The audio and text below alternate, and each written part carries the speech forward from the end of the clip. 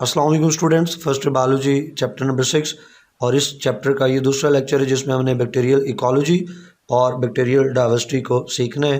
तो चलो बच्चों लेक्चर का आगाज़ करते हैं। बैक्टीरियल इकोलॉजी यानी अक्रेंस ऑफ बैक्टीरिया। तो आपको बैक्टीरिया आलमोस्ट हर तरह के हैबिटेट में मिलेंगे, हर तरह के इन्वायरमेंट में मिलेंगे, हर तरह की कंडीशंस में मिलेंगे। मिसाल के तौर पे हवा के अंदर मौजूद हैं। इसी तरह से वाटर की अगर बात की जाए तो हर तरह के वाटर में, जैसे कि मैरीन वाटर है, फ्रेश वाटर है, तो दोनों तरह के वाटर्स में आपको मिलेंगे। हर तरह की सॉइल में बैक्टीरिया एग्जिस्ट करते हैं। आलमोस्ट हर तरह की फूड के अंदर ये अपने आप को ग्रो कर सकते हैं। इसी तरह प्लांट की बॉडीज़ के अंदर और प्लांट की बॉडीज़ के बाहर, एनिमल्स की बॉडी के अंदर और एनिमल की बॉडी के बाहर, इंक्लूडिंग ह्यूमंस। तो इन तमाम तरह के इन्वायरमेंट के अंदर बैक्टीरिया जो है मौजूद हैं। एक वाइड वैरायटी ऑफ हैबिटेट्स है जिनमें बैक्टीरिया अपने आप को बड़ी आसानी से ग्रो कर सकते हैं। फिर बहुत सारी बैक्टीरियल स्पीशीज़ हैं जो एक्सट्रीमोफाइल्स हैं। अब एक्सट्रीमो स्टूडेंट्स एक्सट्रीम के लिए है और फाइल का मतलब होता है लविंग। तो एक्सट्रीमोफाइल्स वो बैक्टीरियल स्पीशीज़ हैं जो एक्सट्रीम कंडीशंस को पसंद करती हैं। अब उन एक्सट्रीम कंडीशंस में, एक्सट्रीम कंडीशन में अगर टेम्परेचर की बात की जाए तो हाई टेम्परेचर और लो टेम्परेचर, दोनों तरह के इन्वायरमेंट में, दोनों तरह के टेम्परेचर्स पे आपको बैक्टीरिया मिलेंगे। फिर इसी तरह से हाई प्रेशर और लो प्रेशर पे, हाई पीएच और लो पीएच पे, इसी तरह से सैलिनिटी जो है, सैलिनिटी कहते हैं किसी भी जगह पे मौजूद वाटर की अमाउंट को। जैसे मिसाल के तौर पे एक पॉन्ड है तो पॉन्ड वाटर में मौजूद जो साल्ट्स की अमाउंट है, कलेक्ट एक साल्ट की बात नहीं हो रही, सभी साल्ट्स की जो कलेक्टिव अमाउंट है दैट इज़ सैलिनिटी। इसी तरह सॉइल की सैलिनिटी है। तो ये कुछ फैक्टर्स हैं और बाकी जो एबायोटिक फैक्टर्स, इनकी एक्सट्रीम वैल्यूज़ के ऊपर ये एक्सट्रीमोफाइल्स बैक्टीरिया अपने आप को बड़ी आसानी से ग्रो कर लेते हैं और इन एक्सट्रीम कंडीशंस को पसंद करते हैं, तभी इनको एक्सट्रीमोफाइल्स का हम नाम देते हैं। इकोलॉजी ऑफ बैक्टीरिया के बाद अब हम बात करते हैं डाइवर्सिटी ऑफ बैक्टीरिया यानी major groups of bacteria. Students, हमारे सिलेबस में बैक्टीरिया के तमाम ग्रुप्स तो नहीं शामिल, बल्कि एक ग्रुप दिया गया है साइनोबैक्टीरिया का। लेकिन हमें ये ज़रूर बताया गया है हमारे सिलेबस में कि बैक्टीरिया को जब हम क्लासिफाई करते हैं ग्रुप्स और सब ग्रुप्स में तो किस बेस पे ये क्लासिफिकेशन की जाती है। तो वो फैक्टर्स हम जान लेंगे और उसके बाद हम साइनोबैक्टीरिया की तरफ मूव करेंगे। अगर उन फैक्टर्स की बात की जाए, उन बेस की बात की जाए जिस बेस पे बैक्टीरिया को क्लासिफाई किया जाता है ग्रुप्स और सब ग्रुप्स में, तो उसमें डिफरेंट फैक्टर्स में से एक बच्चे सेल वॉल है। सेल वॉल की टाइप्स मतलब ये है कि सेल वॉल ग्राम पॉजिटिव है या ग्राम नेगेटिव है। अब ग्राम पॉजिटिव और ग्राम नेगेटिव यकीनन आपको पता होना चाहिए, मैं रिकॉल करवा देता हूँ। तो एक प्रोसेस है जिसको हम स्टेनिंग कहते हैं। स्टेनिंग में ये है कि सेल्स जो हैं वो तो ट्रांसपेरेंट होते हैं, तो उनको विजुअलाइज करने के लिए अंडर द माइक्रोस्कोप हम डिफरेंट तरह के कलर्स, डाइज, जिन्हें स्टेन्स कहते हैं, वो इस्तेमाल करते हैं। तो एक स्टेनिंग टेक्निक, एक साइंटिस्ट है ग्राम, उन्होंने इन्वेंट की, उसको ग्राम स्टेनिंग कहते हैं। अब ग्राम स्टेनिंग के जनरल 4 स्टेप्स हैं, मैं उनकी तरफ नहीं जाऊंगा, लेकिन एक चीज़ उसमें से शामिल कर लूँ कि ग्राम स्टेनिंग में हम जो प्राइमरी स्टेन यानी कलर यूज़ करते हैं वो क्रिस्टल वायलेट है। तो जो ग्राम पॉजिटिव बैक्टीरिया ने बच्चे, ये उस क्रिस्टल वायलेट कलर को रिटेन कर लेते हैं, उसको ग्रैब कर लेते हैं, या वो colour crystal violet gram positive के साथ स्टिक कर जाता है इनकी वॉल के साथ। क्यों? कि ग्राम पॉजिटिव बैक्टीरिया जो हैं इनकी वॉल्स, सेल वॉल्स थिक होती हैं, तो थिक सेल वॉल होने की वजह से क्रिस्टल वायलेट कलर ये रिटेन कर लेते हैं। जो कि ग्राम नेगेटिव अगर बैक्टीरिया की बात की जाए तो ग्राम नेगेटिव बैक्टीरिया की सेल वॉल थिन होती हैं और ये प्राइमरी जो स्टेन है, प्राइमरी स्टेन यानी क्रिस्टल वायलेट, उसको ये रिटेन नहीं कर पाते और वो colour crystal violet wash out हो जाता है। तो ये फ़र्क है ग्राम पॉजिटिव और ग्राम नेगेटिव में। बात आगे बढ़ाते हैं बच्चों। दूसरा फैक्टर है द प्रेजेंस ऑफ एंडोस्पोर्स। आपकी बुक में ऐसे ही लिखा गया है। अच्छी बात तो ये थी कि यूँ कहते हैं कि फार्मेशन ऑफ स्पोर्स, कि क्या बैक्टीरियल स्पीशीज स्पोर बनाती हैं या नहीं बनाती। फिर एंडोस्पोर है या एक्सोस्पोर है, इन चीज़ों को देखा जाता है। फिर मेटाबॉलिज्म, तो मेटाबॉलिज्म के लिए देखा जाता है किसी बैक्टीरियल स्पीशीज़ को ग्रो करने के लिए या मेटाबॉलिज्म के लिए कुछ ख़ास रिक्वायरमेंट्स हैं या नहीं है। ऑक्सीजन उसे चाहिए मेटाबॉलिज्म के लिए, नहीं चाहिए, एरोबिक है या एनारोबिक है, इसी तरह से कोई और स्पेसिफिक रिक्वायरमेंट्स तो नहीं है उसकी। तो इन चीज़ों को देख लिया जाता है। और फिर न सिर्फ रिक्वायरमेंट्स बल्कि जो प्रोडक्ट्स हैं मेटाबॉलिज्म की, उनको भी चेक किया जाता है कि बैक्टीरियल अपनी ग्रोथ में बैक्टीरियल स्पीशीज़ कौन से प्राइमरी मेटाबोलाइट्स और कौन से सेकेंडरी मेटाबोलाइट्स प्रोड्यूस कर रहे हैं, उनको भी हम कंसिडर करते हैं जब बैक्टीरियल स्पीशीज़ को हम क्लासीफाई कर रहे होते हैं। इसी तरह से ग्रोथ और न्यूट्रिशनल कैरेक्टरिस्टिक्स यानी ऑटोट्रॉफिक हैं या हेट्रोट्रॉफिक हैं, और ग्रोथ के लिए क्या उन्हें कोई स्पेसिफिक रिक्वायरमेंट है, जैसे ऊपर बात की, अगर है तो उसको भी नोट कर लिया जाता है। इसके अलावा बाकी उनके फिजियोलॉजिकल जो कैरेक्टरिस्टिक्स हैं वो कंसिडर करके, तो ये बहुत सारे फैक्टर्स हैं जिनको स्टडी करने के बाद हम बैक्टीरिया को क्लासीफाई करते हैं ग्रुप्स और सब ग्रुप्स में। बैक्टीरिया को कई एक ग्रुप्स और सब ग्रुप्स में डिवाइड किया गया है। उनमें से एक ग्रुप जो है वो साइनोबैक्टीरिया का हमारे सिलेबस में इंक्लूडेड है। अब बुक में साइनोबैक्टीरिया पे जितनी बातें हैं मैंने उसको 3 पार्ट्स में ब्रेक कर दिया है। जो उसकी जनरल कैरेक्टरिस्टिक्स हैं उनको under the heading of introduction मैंने लिख दिया और इसको टेबल की फॉर्म में प्रेजेंट कर दिया ताकि आसानी से आप याद कर सकें। दूसरे पार्ट में हम साइनोबैक्टीरिया में फोटोसिंथेसिस का जिक्र करेंगे और तीसरे पार्ट में साइनोबैक्टीरिया में नाइट्रोजन फिक्सेशन को देखेंगे। तो इंट्रोडक्शन में हम बात कर रहे हैं जनरल कैरेक्टरिस्टिक्स की। तो सबसे पहले हैबिटेट की बात करें स्टूडेंट्स, तो जो साइनोबैक्टीरिया हैं ये डैम्प प्लेसेस में पाए जाते हैं। डैम्प प्लेसेस जहाँ नमी है, वेट जो एरियाज़ हैं, वेट लोकेशंस हैं, उनको डैम्प प्लेसेस कहते हैं, वहाँ पे आपको मिलेंगे। जहाँ तक बात मोड ऑफ़ लाइफ की है, मोड ऑफ़ लाइफ की ज़िंदगी किस तरह से गुजारते हैं, लाइफस्टाइल क्या है, फ्री हैं या किसी के साथ मिल कर रह रहे हैं, तो ज़्यादातर ये साइनोबैक्टीरियल स्पीशीज़ जो है वो फ्री लिविंग है। चंद एक जो है वो एपीफाइटिक है। एपी कहते हैं अबव को या आउटसाइड को, और फाइटिक फाइट से है यानी प्लांट्स। तो एपीफाइटिक जो दूसरे प्लांट्स के ऊपर ग्रो करते हैं। तो कुछ बैक्टीरिया साइनोबैक्टीरियल स्पीशीज़ हैं जो प्लांट की सरफेस के ऊपर ग्रो करती हैं, वहाँ से फ़ायदा तो ले रही हैं लेकिन बदले में ना नुकसान है ना फ़ायदा। इसी तरह से कुछ जो है वो सिम्बियोटिक, और सिम्बियोटिक में फिर म्यूचुअलिस्टिक हैं कुछ साइनोबैक्टीरियल स्पीशीज़ जो कि प्लांट्स की रूट्स के अंदर रहते हैं और फिर प्लांट्स को नाइट्रोजन फिक्सेशन प्लांट्स के लिए करते हैं और प्लांट से फिर वो फूड और शेल्टर ये साइनोबैक्टीरियल स्पीशीज़ हासिल करती हैं। यानी बैक्टीरिया ये साइनोबैक्टीरियल स्पीशीज़ जो सिम्बियोटिक है, म्यूचुअलिस्टिक है, प्लांट्स को फ़ायदा भी दे रही हैं और प्लांट से फ़ायदा ले भी रही हैं, तो म्यूचुअलिज्म की एग्जांपल है। जहाँ तक बात सेल वॉल की है तो ग्राम पॉजिटिव होती है, ग्राम नेगेटिव। तो साइनोबैक्टीरिया की बात करें तो इनकी सेल वॉल जो है वो ग्राम नेगेटिव टाइप की है, यानी थिन सेल वॉल है। फॉर्म्स ऑफ लाइफ की किस फॉर्म में है, यूनिसेलुलर है, कॉलोनियल है, या क्लस्टर बनाते हैं या फिलामेंट्स बनाते हैं। इन चीज़ों को देखें तो आपको 2-3 तरह की फॉर्म्स आपको यहाँ पे मिलेंगी। यूनिसेलुलर है, और यूनिसेलुलर है तो सोलिटरी हैं, यानी अकेले अकेले रह के ये अपना लाइफ या अपने जो मेटाबॉलिज्म है या अपनी ज़िंदगी जो है वो गुजारते हैं, अकेले किसी के साथ मिलते नहीं हैं। सोलिटरी का मतलब है कि एक जो सेल है वो सिर्फ अकेला रहेगा, किसी दूसरे सेल के साथ मिल के नहीं रहेगा, ग्रुप नहीं बनाएगा, कॉलोनी नहीं बनाएगा, किसी के साथ जुड़ेगा नहीं, कंबाइन नहीं होगा। तो ये सोलिटरी लाइफस्टाइल है। तो यूनिसेलुलर और सोलिटरी। इसके अलावा आपको फिलामेंटस स्पीशीज़ मिलेंगी जो फिलामेंट्स बनाती हैं, और फिर वो फिलामेंट्स जो हैं वो आगे कॉलोनीज़ की फॉर्म में अपेयर हो सकते हैं। अगर फिलामेंटस फॉर्म की बात की जाए तो इसमें कुछ चीज़ें हम और ऐड कर लेते हैं। जो स्पीशीज़ जो हैं वो फिलामेंट्स बनाती हैं, तो फिलामेंट्स बनेगा कैसे? फिलामेंट्स कुछ यूँ बनता है कि सेल्स जो हैं वो एक चेन की फॉर्म में, एक लीनियर फैशन में, लीनियर अंदाज से एक सेल है उसके साथ दूसरा सेल, तीसरा सेल, चौथा, तो एंड टू एंड सेल जो है वो एक लीनियर फैशन में, एक लीनियर रो में ज्वाइन करते जाते हैं और एक चेन सी बन जाती है जिसको हम फिलामेंट कहते हैं। अच्छा, वो फिलामेंट जो है वो अकेला नहीं होता, उसके साथ एक और चीज़ भी है, आगे हम जिक्र करेंगे, लेकिन उस फिलामेंट को एक स्पेशल नेम हम देंगे, वो है ट्राइकॉम। अब ट्राइकॉम का लफ्ज़ी मतलब होता है बच्चे हेयर लाइक स्ट्रक्चर। हेयर बाल जिसको उर्दू में कहते हैं, बालों की तरह का कोई स्ट्रक्चर्स हों तो ट्राइकॉम कहलाएंगे। हेयर लाइक स्ट्रक्चर्स को ट्राइकॉम कहते हैं।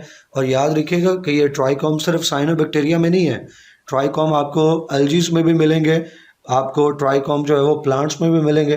तो डिफरेंट तरह की स्पीशीज़ हैं, ऑर्गेनिज्म हैं जो ट्राइकॉम फार्म करते हैं, लेकिन यहाँ पे हम जिस ट्राइकॉम की बात कर रहे हैं वो साइनोबैक्टीरियल ट्राइकॉम है।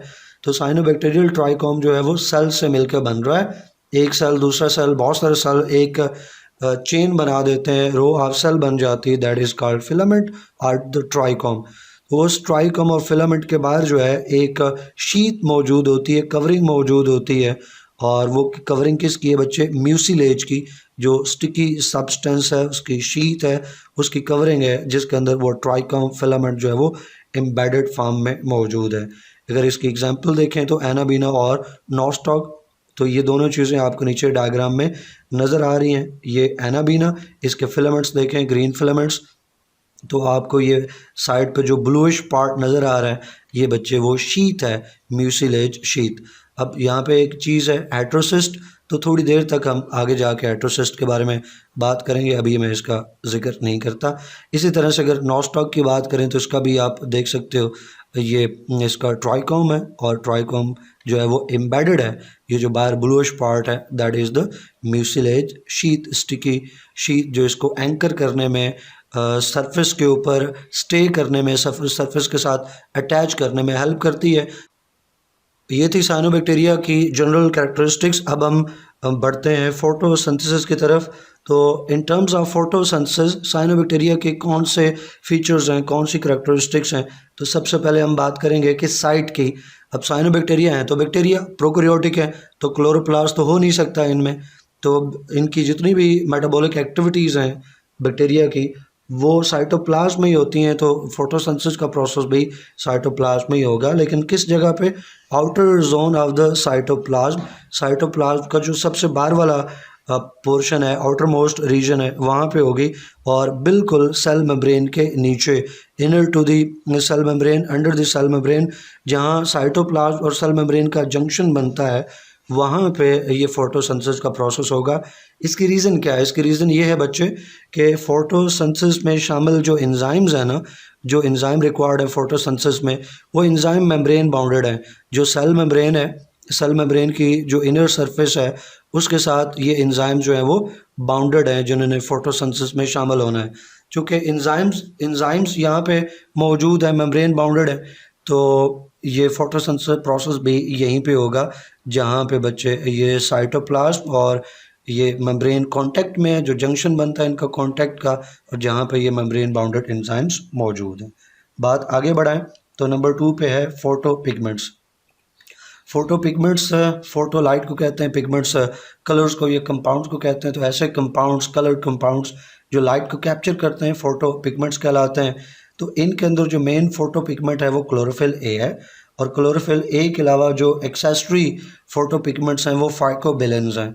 जब फाइकोबिलेंस ये वाटर सॉल्युबल, जारी बात है साइटोप्लाज्म में मौजूद हैं तो वाटर सॉल्युबल होंगे, तो फाइकोबिलेंस वाटर सॉल्युबल हैं, प्रोटीन बाउंडेड ये फोटो पिगमेंट्स हैं जो लाइट को कैप्चर करते हैं। और फाइकोबिलेंस आपको मिलेंगे साइनोबैक्टीरिया में, और इसके अलावा अल्जी में मिलेंगे। साइनोबैक्टीरिया और अल्जी के अलावा आपको फाइकोबिलेन किसी और ऑर्गेनिज्म में, किसी और फोटोसिंथेटिक ऑर्गेनिज्म में नहीं मिलते।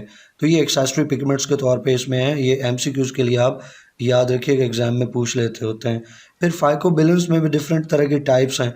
तो फाइकोबिलेंस के अंदर जो मेन टाइप पाई जाती है इनके अंदर साइनोबैक्टीरिया में, तो साइनोबैक्टीरिया में जो फाइकोबिलेंस हैं उनमें फाइकोसायानिन है। फाइकोसायानिन जो ये ब्लू पिगमेंट है, इसमें जो वर्ड सायानिन है ना, सायानिन जो है वो ब्लू के लिए है। तो फाइकोसायानिन क्या चीज़ है? फाइकोसायानिन फाइकोबिलेन की एक एग्जाम्पल है, और ये वो फाइकोबिलेन है जो साइनोबैक्टीरिया में पाया जाता है।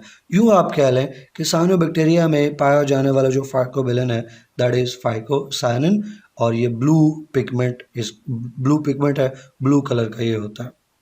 और सबसे प्रीडोमिनेंट यानी सबसे ज़्यादा जो फाइकोबिलेन है वो यही फाइकोसायानिन है जो साइनोबैक्टीरिया में मौजूद है। तो इस पर काफ़ी बात होगी, बात आगे बढ़ाते हैं। अब अगर इन्होंने फोटोसिंथेसिस करना है, फोटोसिंथेटिक हैं, तो रॉ मटेरियल्स कौन से हैं और एनर्जी का सोर्स क्या है साइनोबैक्टीरिया के लिए? तो जिस तरह बच्चे आप ग्रीन प्लांट्स के बारे में जानते हैं, ग्रीन प्लांट्स की जो फोटोसिंथेसिस की रिक्वायरमेंट्स हैं, वही फोटोसिंथेसिस की रिक्वायरमेंट्स जो हैं साइनोबैक्टीरिया के लिए हैं। यानी एल्गी की तरह, प्लांट्स की तरह ये भी कार्बन डाइऑक्साइड को यूज़ करेंगे as a source of carbon, और वाटर को यूज़ करेंगे as a source of hydrogen donor और इलेक्ट्रॉन डोनर। इसके अलावा एनर्जी का सोर्स भी चाहिए, तो just like algae and plants ये सनलाइट को इस्तेमाल करते हैं as a source of energy, और एल्गी और प्लांट्स ही की तरह ये भी फोटोसिंथेसिस में ऑक्सीजन रिलीज़ करते हैं। स्टूडेंट्स, साइनोबैक्टीरिया फोटोसिंथेसिस में ये जो ऑक्सीजन प्रोड्यूस कर रहे हैं, इस ऑक्सीजन से रिलेटेड हिस्ट्री का एक फैक्ट है, तो उसकी तरफ हम चलते हैं। हेडिंग नंबर 4 में रोल इन ऑक्सीजन। तो हमारी जो अर्थ का पास्ट है बच्चे, तो शुरू की अर्थ के एटमॉस्फेयर में ऑक्सीजन गैस नहीं थी। मैं रिपीट कर रहा हूँ, जो शुरू की अर्थ थी उसके एटमॉस्फेयर में ऑक्सीजन गैस नहीं थी, और उस तरह के एटमॉस्फेयर को हम रिड्यूसिंग एटमॉस्फेयर का नाम देते हैं। अब आप सोच सकते हैं, और बिल्कुल सही सोच सकते हैं, कि जब ऑक्सीजन नहीं थी तो उस वक्त जितने भी ऑर्गेनिज्म थे उनमें एनारोबिक रेस्पिरेशन थी। एरोबिक रेस्पिरेशन का तो सवाल ही नहीं पैदा होता, क्योंकि ऑक्सीजन ही नहीं थी। बाद में जो है वो साइनोबैक्टीरिया इवॉल्व हुए, और साइनोबैक्टीरिया ने फोटोसिंथेसिस करना शुरू किया, और अपने फोटोसिंथेसिस में इन्होंने वाटर को as a source of hydrogen इस्तेमाल किया। अब उसका नतीजा ये निकला कि फोटोसिंथेसिस में वाटर का ब्रेक डाउन हुआ, और ऑक्सीजन गैस जो वो रिलीज़ होकर एटमॉस्फेयर में जमा होना शुरू हुई। तो जैसे जैसे एटमॉस्फेयर में ऑक्सीजन की अमाउंट बढ़ती गई, तो जो एटमॉस्फेयर था वो रिड्यूसिंग एटमॉस्फेयर से ऑक्सीडाइजिंग एटमॉस्फेयर में कन्वर्ट हो गया due to the presence of oxygen. अब जो हमारा एटमॉस्फेयर है ये ऑक्सीडाइजिंग एटमॉस्फेयर कहलाता है। और साइनोबैक्टीरिया ने चूँकि ऑक्सीजन को एक्युमुलेट किया एटमॉस्फेयर में, दैट्स वाई हम कह सकते हैं कि जो एरोबिक रेस्पिरेशन का इवॉल्व होना है, ऑर्गेनिजम्स जो एरोबिक रेस्पिरेशन करने वाले ऑर्गेनिजम्स का जो बनना है, उनमें बहुत बड़ा रोल जो है वो शुरू के साइनोबैक्टीरिया का है, जिन्होंने ये ऑक्सीजन प्रोड्यूस करके एटमॉस्फेयर में रिलीज़ करना शुरू की। तो यही कुछ बच्चे यहाँ पे लिखा हुआ है कि साइनोबैक्टीरिया के बारे में ये ख्याल किया जाता है कि शुरू का जो एटमॉस्फेयर है उसमें ऑक्सीजन इन्होंने ही इंट्रोड्यूस करवाई। इसके साथ ही साइनोबैक्टीरिया से रिलेटेड हमारा दूसरा पार्ट भी मुकम्मल हुआ। अब हम साइनोबैक्टीरिया से रिलेटेड थर्ड पार्ट और लास्ट पार्ट की तरफ मूव करते हैं, वो है बच्चे नाइट्रोजन फिक्सेशन। तो नाइट्रोजन फिक्सेशन आपको पता है कि नाइट्रोजन का नाइट्रेट्स में कन्वर्ट होना, नाइट्रोजन की किसी और फॉर्म का नाइट्रेट्स में कन्वर्ट होना नाइट्रोजन फिक्सेशन कहलाता है। स्पेशली मालिक्यूलर नाइट्रोजन का N2 का नाइट्रेट्स में कन्वर्ट होना नाइट्रोजन फिक्सेशन है। तो वो जो N2 नाइट्रोजन है, आप जानते हैं कि एयर में, एटमॉस्फेयर में 78% तकरीबन ये मौजूद है। तो ये जो साइनोबैक्टीरिया हैं, इनमें 1/3 साइनोबैक्टीरिया तकरीबन स्पीशीज़ हैं जो ये एटमॉस्फेरिक नाइट्रोजन फिक्सेशन करने की सलाहियत रखती हैं। हवा से N2 ली और इसे नाइट्रेट्स में कन्वर्ट कर दिया। अब ये नाइट्रोजन फिक्सिंग जो बैक्टीरिया हैं, ये साइनोबैक्टीरिया हैं, ये फिर आगे दो तरह के हैं। कुछ हैं जो फ्री लिविंग हैं, और कुछ हैं जो सिम्बियोटिक हैं, प्लांट्स की रूट्स के अंदर मौजूद होते हैं, प्लांट्स के साथ मिल कर रहते हैं। और कुछ स्पीशीज़ हैं नाइट्रोजन फिक्सिंग साइनोबैक्टीरिया की जो फ्री लिविंग हैं, वो प्लांट्स के साथ मिल के नहीं रहती, सॉइल में फ्रीली वो एग्जिस्ट करती हैं। अब अगला सवाल ये पैदा होता है कि जो साइनोबैक्टीरिया ये तो फिलामेंट्स के फॉर्म में, बहुत सारे चेन्स जो हैं, बहुत सारे सेल्स जो हैं वो एक चेन बनाते हैं। तो क्या तमाम सेल नाइट्रोजन फिक्सेशन करते हैं? तो जवाब है नहीं। नाइट्रोजन फिक्सेशन ख़ास तरह के सेल्स में ही होती है, और वो ख़ास तरह के सेल्स हैं बच्चे हेट्रोसिस्ट। आपकी बुक में हेट्रोसिस्ट का वर्ड यूज़ हुआ, वैसे इन्हें हेट्रोसाइट्स भी कहते हैं।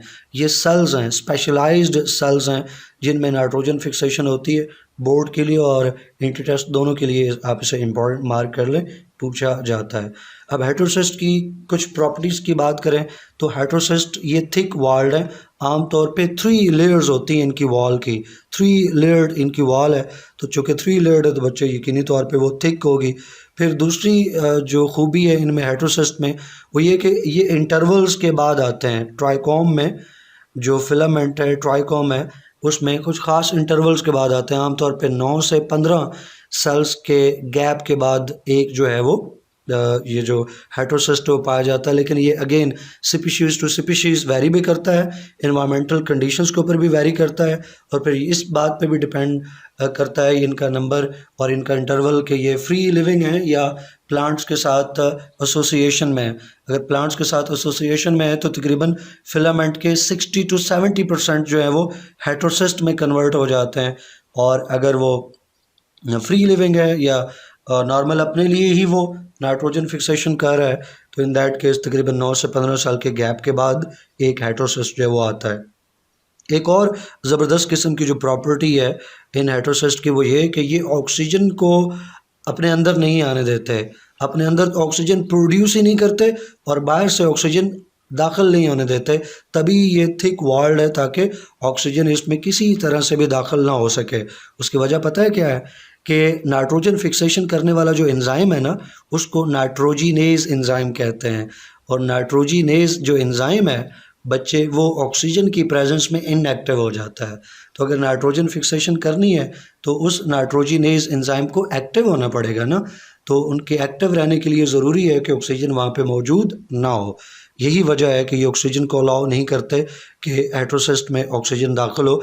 एक और ज़बरदस्त किस्म की खूबी ये है, आप जानते हैं कि फोटोसिंथेसिस में 2 फोटो सिस्टम इन्वॉल्व होते हैं, फोटो सिस्टम 2 और फिर फोटो सिस्टम 1। तो दिलचस्प बात यह है कि हेटेरोसिस्ट जो हैं ये अपने फोटो सिस्टम 2 को ब्लॉक कर देते हैं। फोटो सिस्टम 2 को जब ब्लॉक करते हैं तो इसका मतलब है कि इनके अपने अंदर ऑक्सीजन प्रोड्यूस नहीं होगा, क्योंकि जी स्कीम को अगर आप रिकॉल करो तो उसका जो पहला पार्ट है फोटो सिस्टम 2, उसी में फोटोलाइसिस होता है, उसी में ऑक्सीजन प्रोड्यूस होती है। जो सेकंड फोटो सिस्टम 1 है, जो लेटर पार्ट है जी स्कीम का, उसमें फोटोलाइसिस नहीं होता, ऑक्सीजन प्रोड्यूस नहीं होती।